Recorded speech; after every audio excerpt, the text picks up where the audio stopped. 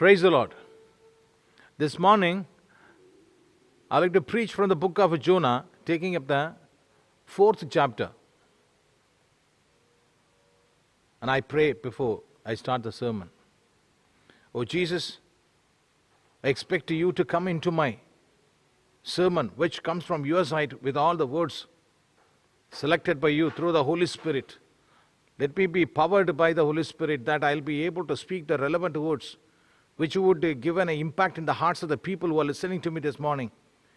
And they would be able to understand the heart of yours.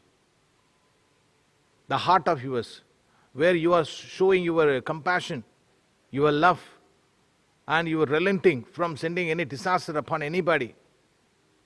Because we know that you are very loving and you are abounding in loving kindness. And let your words come into this particular session and make it a very dynamic, that people will have the transformation in their hearts by listening to the words spoken by you. In Jesus' name, amen. So the title of this session, on which I am going to talk about, is the heart of God. So we have seen earlier from the book of Jonah, covering up the chapters 1, 2 and 3. And we are in the final chapter of 4th chapter from Jonah. And I have put the title as the heart of God, which is very apt to have the title, because there are many things which we are going to talk on this particular topic, where God is having a wonderful heart with an indication of all the attitudes shown in this particular chapter. God's love and grace are contrasted with Jonah's anger and the lack of compassion for the Ninevites. He is unhappy with the good results of his message, because he knows God will now spare Nineveh. As we proceed on and on, in the 4th chapter, we find God uses a plant, a worm, and a wind to teach a lesson in compassion. So let me read a few lines from the book of Jonah in 4th chapter before we go into the topic in detail. But Jonah was greatly displeased and became angry. He prayed to the Lord, "O Lord, is this not what I said when I was still at home? That's why I was so quick to flee to Tarshish. I knew that you are a gracious and compassionate God, slow to anger and abounding in love, a God who relents from sending a calamity. Now, O Lord, take away my life, for it is better for me to die than to live." But the Lord replied, "Have you any right to be angry?" Jonah went out and sat down at a place east of the city. There he made himself a shelter, sat in its shade, and waited to see what would happen to the city. Then the Lord God provided a leafy plant and made it grow up over Jonah to give shade for his head to ease his discomfort. And Jonah was very happy about the leafy plant. But at dawn, the next day, God provided a worm which chewed the plant so that it withered. So when the sun rose, God provided a scorching east wind, and the sun blazed on Jonah's head so that he grew faint. He wanted to die and said, "I would be better for me to die than to live." But God said to Jonah, "Do you have a right to be angry about the plant?" "I do," he said. "I'm angry enough to die." But the Lord said, "You have been concerned about this plant. Though you did not tend it or make it grow, it sprang up overnight and died overnight. But Nineveh has more than 120,000 people who cannot tell their right hand from their left, and many cattle as well. Should I not be concerned about this great city?" So in this wonderful session, I like to point out the contrast between the God's love and grace are very visible in the particular topic, where it shows in the second line, Again, I'd like to read out from the book of Jonah, 4th chapter. It tells more about the qualities of God. So Jonah tells, I knew that you are a gracious and compassionate God, slow to anger and abounding in love, a God who relents from sending calamity. So this is really defining about the quality of God in an extraordinary manner. But whereas when we look into Jonah's attitude, he's showing an unusual anger, and he doesn't have any compassion for the Ninevites, though he is full of graces given to him in the last 2 to 3 chapters, where he got all the graces because God was after him, God selected him for a purpose, and he is sent on an assignment to go to Nineveh. So we know very well that definitely he has been given with the sufficient graces, but you can see in the heart of Jonah, there is a selfishness which is hidden, that he doesn't want to go to the city of Nineveh willingly, but he goes there on compulsion, ordered by God to execute the plan of God, to preach the news what he has spoken to him. So in a way to tell you, it is highly contrasting with the quality of God. God is very gracious and compassionate. But whereas Jonah's compassion is not visible, as God notices him with some selfish attitude found in his heart. So Jonah's problem, what is the Jonah's problem? Is that God is too merciful, too gracious and too loving. In real terms, God sees our failures, shortcomings and our imperfection. So as you know very well, God selects the people to develop the particular thing in the ministry or the kingdom of God. The people who are imperfect, the people who are full of failures or full of shortcomings or weaknesses, so they are the ones who are taken up by the power of God, taken up by the God himself. And Jonah is one among the people who has the weaknesses, who has the imperfections, who has the shortcomings in his personality. So God doesn't select somebody who is perfect in everything. You can notice in the real life, there are many people who are highly qualified, who are highly educated, and who do have such a personal appearances where they can have a good interaction with the people, with a lot of potential in their minds and hearts.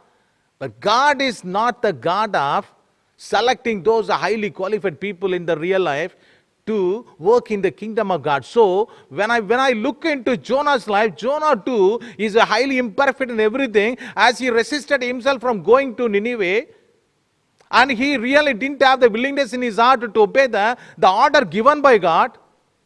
So that shows him the disobedience, that shows him that he is unwilling in his heart to obey the instruction given by God. So despite all the shortcomings and the imperfections found in Jonah's heart, but God is a patient God, coming upon him every time. And now there is the discussion going on between God himself and Jonah. And God gives certain questions to him. As we are going to proceed to see the questions, what were the questions posed by God. But before that, again I tell you, God, he loves us since we are created in his likeness. That is a one point of reflection that we have to be very mindful about why God is pouring out his love upon each one of us. So he is not worried about what the Ninevites, whether they look very good in the appearance, or whether they are not going according to the will of God. I mean to say that he has the tremendous love for the Ninevites, because the Ninevites are the people in real terms, and they are created in his image, they are created in his likeness. So he doesn't want to spare anyone who is the image of God. So he gives a grace even to all those who are far from him and living a life displeasing to his eyes. As we looked into the earlier sessions, so God did not come to call the righteous, but he came to seek the sinners.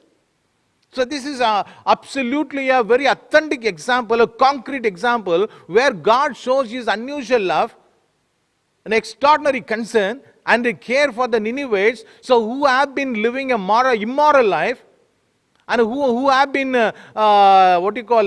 displeasing to the eyes of God.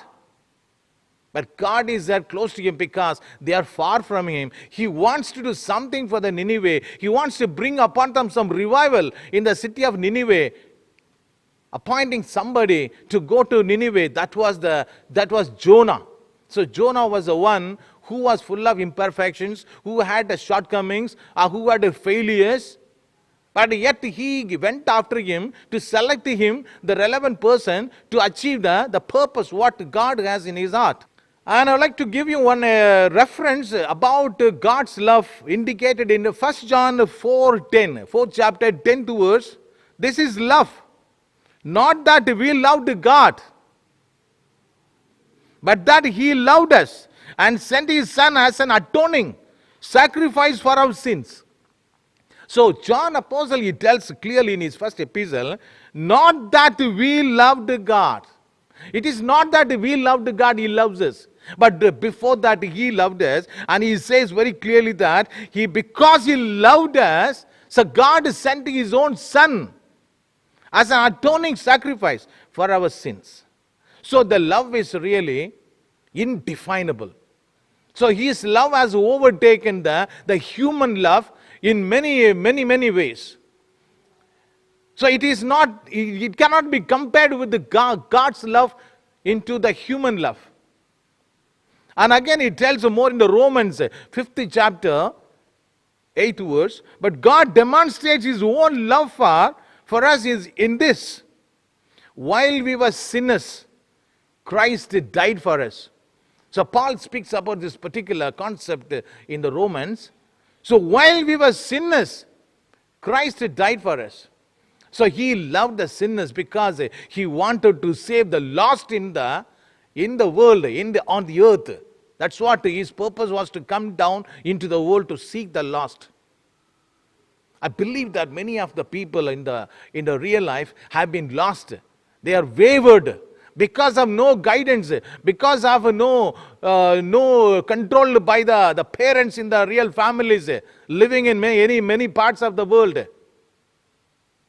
So God is the one who does see those people who are wayward and who are carelessly living a style of life which is displeasing to the eyes. Nobody is there to take care of those lost sheep in his flock. So God is mindful about those people who are lost in the families. Even in the families there are one or two people are lost, not being cared by the parents. So the time they go out of the house, what they do, the activity, they don't know anything about that. The result will be very chaotic when the situation arises once in his lifetime. Then he is put in a very, very bad position. So here our God is a controller, and he does want to take care of the lost sheep in his flock. He came in the human form, and as said in the 1 John 4:10, he came as an atoning sacrifice for our sins. This is absolutely amazing feat, amazing thing, amazing performance by Jesus. So who had shown the real love through his atoning sacrifice. And let us go into the text again. He asked two questions to Jonah. So let us analyze the questions and why the questions were posed to Jonah. So one in the 4th chapter, 4th verse and the 9th verse. It says like that twice he had asked to Jonah these two questions constantly.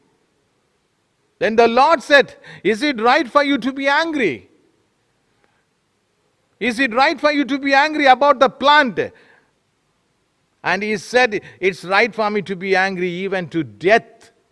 When God is asking certain questions about his anger, the cause of his anger, the reason for his anger, and Jonah obliges to God saying, confidently, or you can say that he is asserting himself to God, saying that, yes, it's right for me to be angry even to death. So he has the conviction in his words of saying it, declaring it to God that he is ready to die than to live. So why the necessity comes for Jonah to die than to live? If you observe the line above, he says in the first line or second line in the fourth chapter, Jonah, that is, he prayed to the Lord, "Oh Lord, is this not what I said when I was still at home? That's why I was so quick to flee to Tarshish. I knew that you are a gracious and compassionate God, slow to anger and abounding in love, a God who relents from sending calamity." This particular promise, it is the center part of the fourth chapter. It tells more about the heart of God. In human terms, we will say to one another, this person has a heart of gold. In human terms, not in the godly terms. When we love somebody, when somebody shows us a favor in anything, but we say that just with the one or two examples in the normal actions, we say that he has a heart of gold. But it is more than the gold. So the heart of God is defined in a very amazing things, like what I read right away. He is gracious God, he is a compassionate God, and he is a God who is slow to anger and abounding in love. So this particular promise is the central part of the particular session what I am bringing upon you as a message, where I would like to tell you more about the heart of God, which is really extraordinary, and you can take the heart of God in your personal life through your prayer and seeking his love for you and seeking his forgiveness for all the sins, whatever you did against him in the past and present, and ask him to come into your heart and change the heart of yours. Maybe your heart is still not yet altered. You are having the same qualities. You are having the same attitudes. Whatever you had for many years, and there is no transformation. There is no transition taking place in the heart.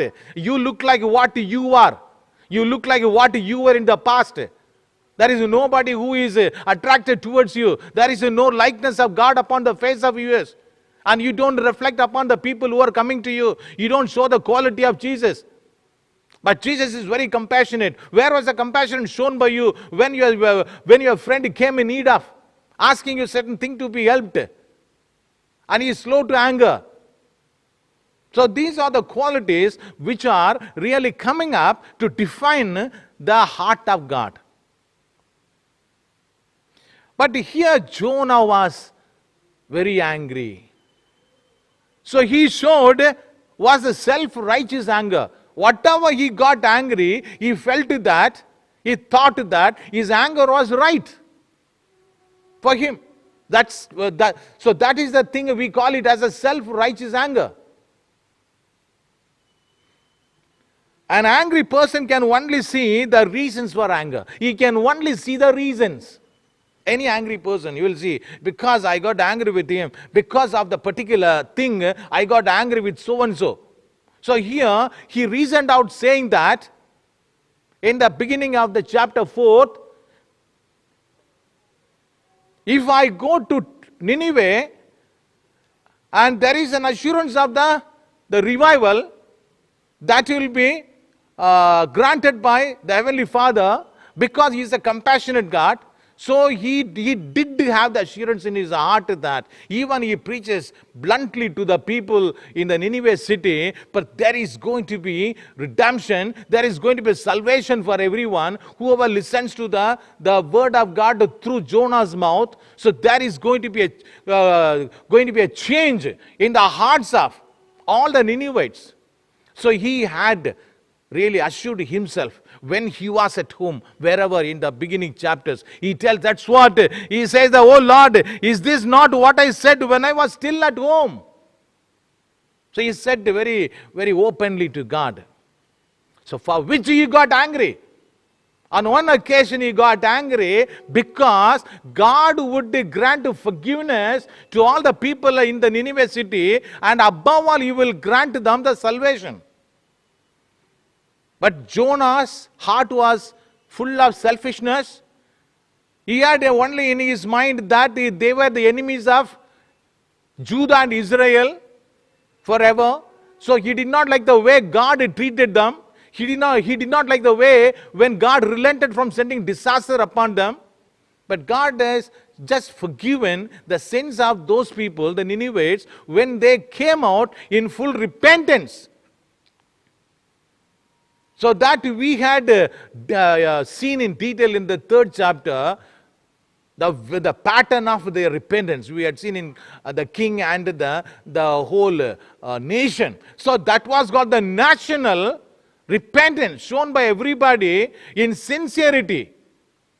So God had checked for the 40 days, and then he came to the conclusion that they had turned away from the immoral activities, and he poured upon them the salvation. So that's why Jonah is angry, for he had given the salvation to all the people who were the enemies of Israel and Judah, and who did not like the Israelites, who did not spare the Israelites in the previous time in the battles. And the second thing, he was very much angry because God had allowed the worm to eat up the plant which had given him shade while he was resting in the eastern part of the city and making a tent for himself to watch out what's going to happen in the Nineveh city right away. He still had some hope in the corner of his heart whether God will punish them or give them their salvation. The preaching part is over. So now he is there resting under the tent what he made out of something in the eastern part of the city. And he looking towards the city. By then he felt very hot, and then God provided a leafy plant. He created a leafy plant, a small leafy plant which had grown, and he was resting under it, and he was enjoying the comfort, taking the rest under the shady plant. Then God had found that he was enjoying the comfort of the shady plant, and so he created again a worm which had come into the plant. He ate up the leaf, and then slowly he sent a big wind upon that, and the wind was very hot that it scorched in the sun. Then he didn't have anything that was giving a shade. He felt very awkward. He felt very much upset about being tired enough to sit in the hot sun. Then he says, it is better for me to die than to live. So on 2 occasions, he expressed his anger to God. But God did not say that he was wrong to be angry. He did not say, no, you are wrong to be angry on these 2 occasions. He did not argue with him. He did not say anything about his anger, what he had expressed before the presence of God. But God silently heard what he had said to him. And the self-righteous indignation permits anger without guilt. Those people who have the self-indignation in themselves, they feel that they are not guilty. So that particular self-righteous indignation, it always permits anger without showing any guilt in their hearts. But Jonah, in a way, he has done something against the will of God, and he doesn't show generously to forgive the people, the Ninevites who have offended the Israelites in the past. But being the prophet of God, being the man of God, we can't imagine that he could have such contrasting quality in his heart and mind, not being able to forgive those Ninevites. So here only God was molding him. God was disciplining him right from the beginning. Even he is angry, he is watching out until he is coming into the maturity of his attitude, what God expects him to come out in the likeness of his resemblance. And you can see Jonah chapter 1 speaks about the great wickedness which has come before him. That's what we had seen. Jonah chapter 1, it talks more about the exceeding wickedness of the Ninevites. But in Jonah chapter 4, it speaks about the exceeding anger of Jonah. So we can see that the difference between the two contrast. So he is angry because the Ninevites must be punished for their wickedness. As far as the justice of God is concerned, this man of God, Jonah is worried about the justice of God. What is the justice? The guilty should be punished, as in the day-to-day law existing in our country. So even God has justice in his hands. He had seen with his naked eyes that the Ninevites had gone against the will of God, and it was whatever they did in their life in the Assyrian Empire, it had displeased the eyes of God, and he could not even tolerate as I told in the earlier chapter, the smelling of the wicked activities. So the justice is very clear in the hands of God that the guilty should be punished as for Jonah. So Jonah's logic is very solid that justice is in the hand of God, that the guilty should be punished. That means the Ninevites should be punished. So that's what he is angry. And you know one thing, when we are caught doing something wrong, we are terribly angry, right? The time you do something wrong, and you are terribly angry within yourself, within your hearts, and you burst out with certain anger. The anger is an expression of your disapproval.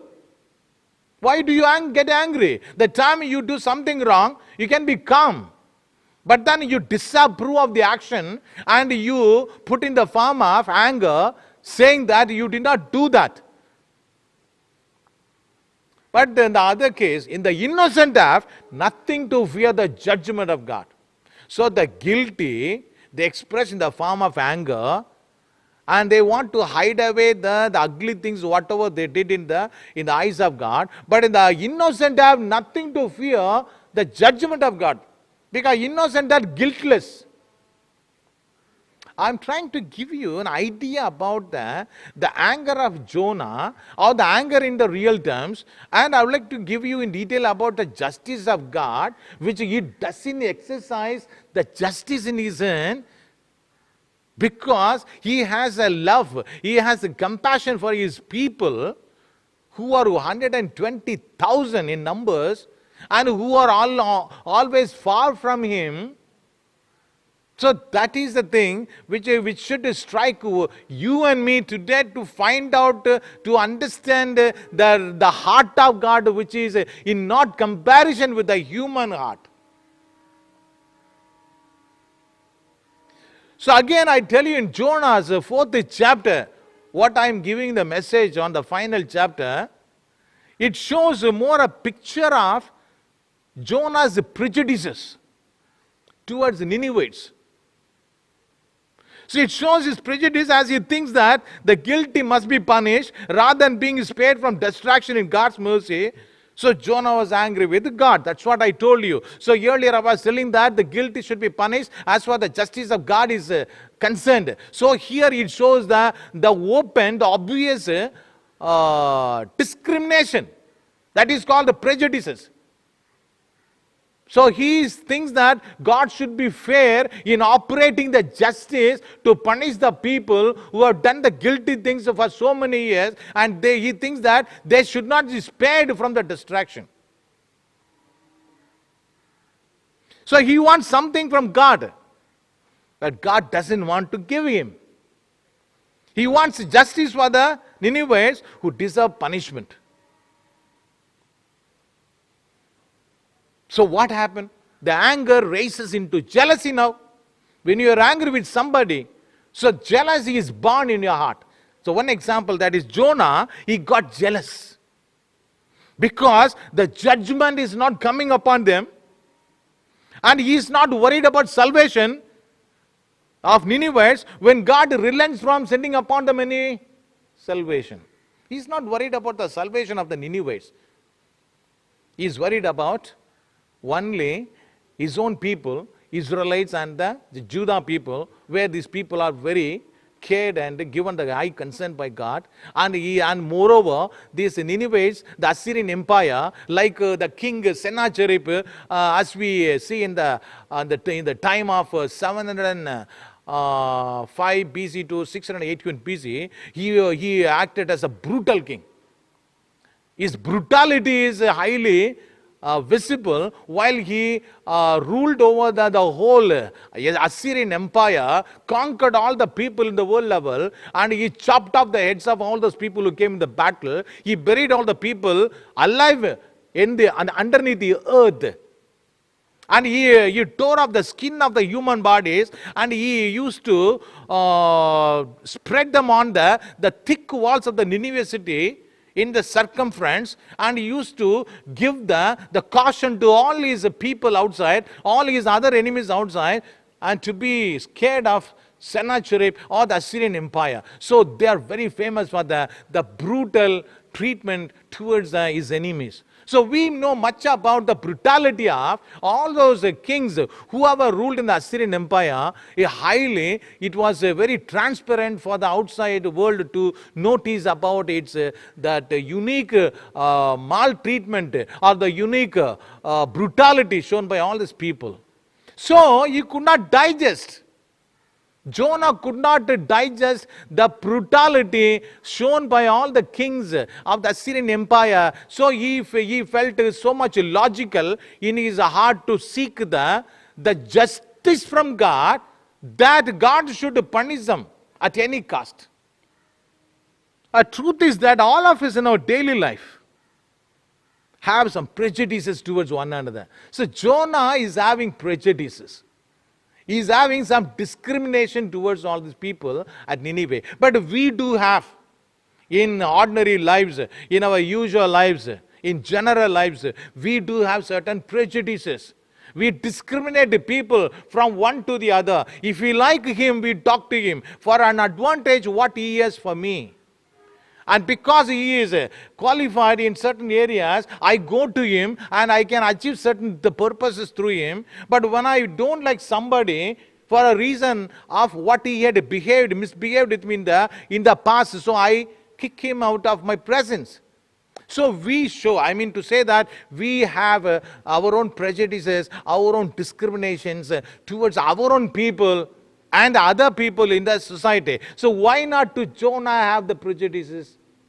As a prophet of God, he's also the man, but he's a prophet of God. But he had showed very humanly the prejudices towards the enemies, that means the Ninevites, for whom he had been assigned to preach the news, whatever God has spoken to him.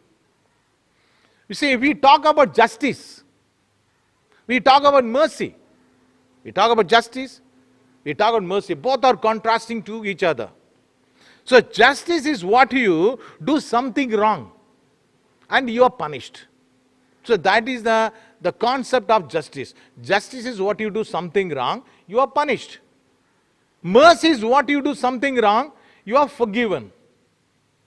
So where is God standing? From the law point, justice is what you do something wrong, you are punished. But mercy is what you do something wrong, you are forgiven. So God stands on the mercy side. He's a forgiving God. So that's why this particular session focuses upon the heart of God. So when the guilty, the Ninevites, are forgiven by God, Jonah is angry. So Jonah is angry for the reason that justice is not operated in the hand of Almighty God. So what God does, God exercises His mercy at the expense of His justice. So He has a justice in His hands, but He exercises His mercy towards the guilty at the expense of His justice. I hope you follow. Our God is a God of forgiveness.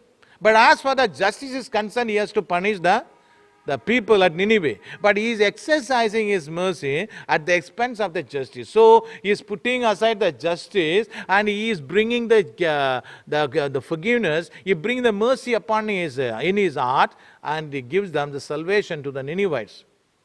And at the cross, I'll give a certain note of it. God comes into the world in the human form of Jesus Christ. He unites himself and makes himself one with the believers, one with us. Our sin becomes his sin. He pays the penalty for us and he takes the punishment for us. Above all, God loves people because we are made in his image and in his likeness, so everyone is priceless in his eyes. So this is the fundamental theory of God for giving the salvation to the Ninevites, as he had paid the price for our sins on the cross of Calvary. So he means to say that he is a forgiving God, he is a compassionate God, no matter what the people have done wrong things in the past, but he tries to give them the forgiveness, as everyone is in the image of God and they are very priceless in his eyes. See, you can't receive forgiveness unless you are willing to admit, correct, no? When you do certain things wrong, then you expect forgiveness. I mean, to define what the forgiveness is. So you can't receive forgiveness unless you are willing to admit what you have done wrong. So if you don't think anything wrong, you want to receive forgiveness. I hope you are catching me. I mean to say, you can't receive forgiveness unless you are willing to admit to what you have done to be wrong. When you have done wrong, you can receive forgiveness.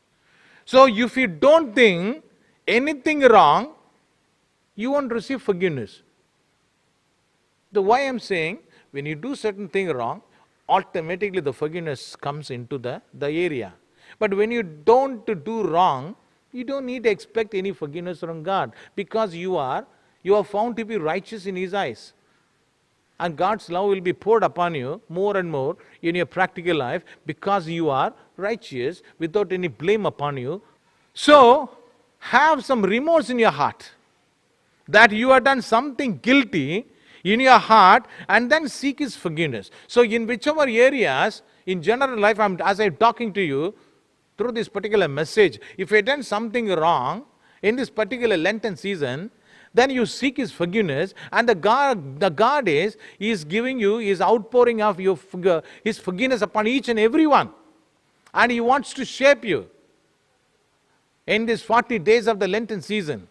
Like how he had given the unusual forgiveness to all those people in Nineveh, and which had taken place, the revival had taken place in the city of Nineveh. As long as Jonah was there as a prophet.